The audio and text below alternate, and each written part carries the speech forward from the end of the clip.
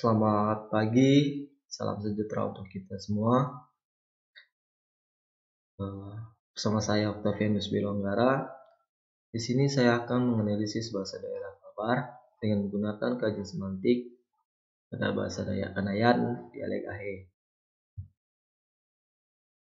Apa itu semantik? Semantik hanyalah cabang linguistik yang berkenaan dengan mempelajari makna kata-kata serta artinya dalam sebuah kalimat.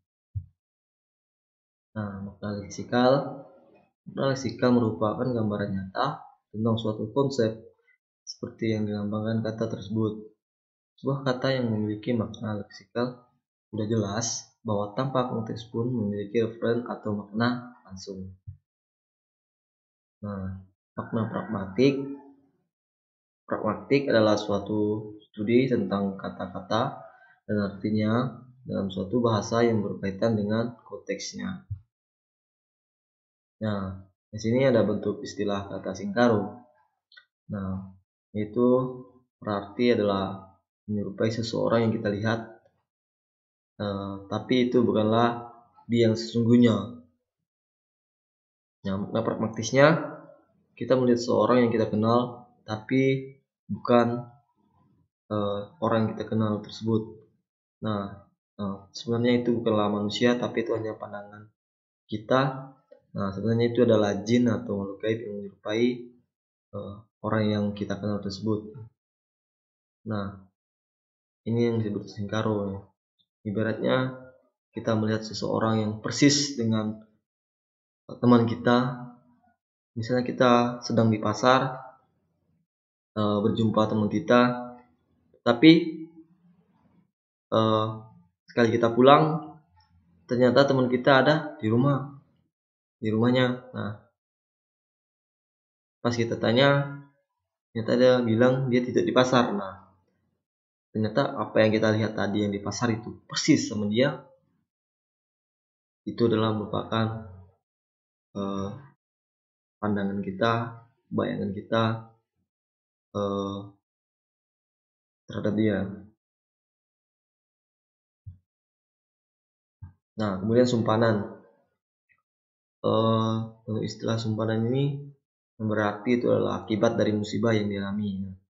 Makna pragmatiknya, dalam kehidupan suku Dayak, mereka mempercayai bahwa ada kejadian yang bersangkutan jika menghindari atau secara langsung maupun tidak sengaja tidak mencicipi makanan akan mengakibatkan musibah. Ini misalnya kalian ingin melakukan perjalanan, kemudian ada teman kalian yang lagi makan nasi atau makan kue dan sejenisnya. Ketika dia menawarkan makanan tersebut pada kalian, tetapi kalian tidak mengindahkan, tidak menghiraukan, tapi kalian malah mengabaikan tawarannya tersebut, ini bisa berakibatkan fatal gitu dalam perjalanan kalian. Nanti kalian bisa mendapatkan sial, kalian bisa mendapatkan musibah, misalnya kalian kecelakaan atau lain sebagainya. Ini sangat masih kental sekali, sangat masih dipercaya sekali oleh orang suku Dayak. Mungkin juga dipercaya oleh yang lainnya gitu loh. Makanya ketika ada orang yang menawarkan kepada kita, setidaknya kita menghargai dengan mencicipi. Kemudian bentuk istilah juga, makna leksikalnya itu adalah sakit karena melanggar, merusak atau memasuki tempat keramat. Makna pragmatiknya, sakit karena melanggar atau merusak memasuki tempat keramat. Sakit juga bisa dialami oleh seseorang yang keluar saat hujan panas atau habis melayat. Di sini juga ini dia sakit bukan karena putus cinta atau salah makan atau sakit seperti penyakit biasanya. Ini karena dia sakit biasanya karena berada di tempat-tempat yang sakral gitu. Habis kebanyakan sih yang saya temuin di sini adalah setelah habis melayat. Nah, karena dia melayat itu kan di kuburan-kuburan orang Dayak itu kan sangat harus berhati-hati ya. Jadi kita itu harus ada etikanya, ada sopan santunnya, walaupun itu hanya sebatas kuburan, tapi kita harus beretika gitu loh. Jadi sopan santun bukan hanya kepada kita sama manusia yang masih hidup, tapi harus bisa menghargai mereka yang sudah tiada.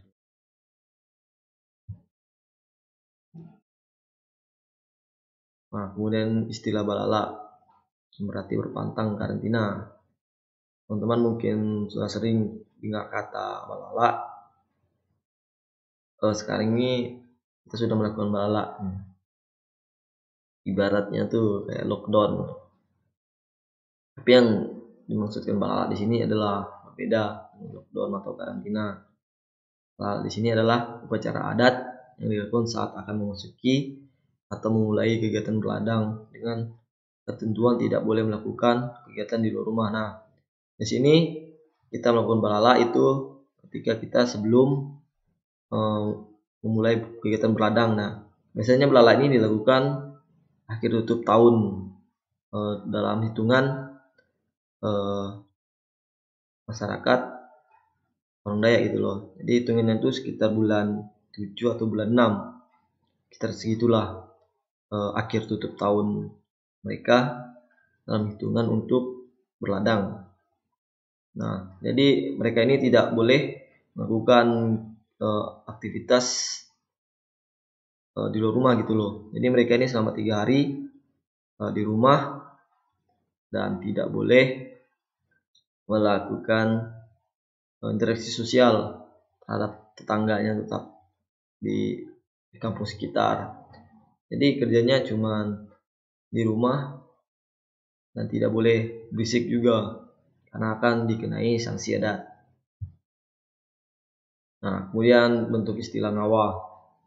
Ngawa ini adalah menyiangi tempat yang akan dijadikan tempat lahan ladang. Nah, makna pragmatisnya 1 minggu atau bahkan lebih sebelum membuka atau mulai berladang, biasanya memberi tanda dengan menyiangi salah satu lokasi tempat yang akan dijadikan lahan berladang. Nah, menurut tradisi orang Dayak untuk berladang itu dimana mereka sebelum melakukan penebangan, jadi mereka dulu mengawah, yaitu menyiangi daerah-daerah tersebut. Nah, ibaratnya menyiangi yaitu menebas-nebas semak-semak belukar, ya walaupun itu tidak luas, setidaknya ada. Nah, jadi ini adalah memberikan tanda bahwa mereka akan berladang di tempat tersebut.